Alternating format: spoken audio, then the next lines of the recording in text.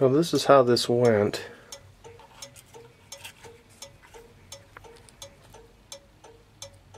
This is kind of what I've done here. This is the piece that goes on top of that. It'll show you the turn signal. Well, this is the original green plastic. And what I've had to do is paint this with some equipment green. Problem is that it's too dark and the light doesn't shine through on the other one. So let's look and see what I can do to fix this. Alright, here's your two pieces.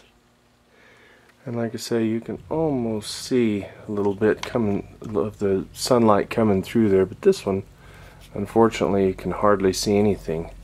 So here's what I'm going to do. Remember these things? 3.5 Floppy. Well, this isn't hoarding. This is going to be using this plastic. So let's see how that works. So see, we just cut that plastic cover over this disc. That's all that was. And then we've got them gluing in here. Put a little bit of glue in between the two pieces, and then I'll show you how to shape that after I'm done.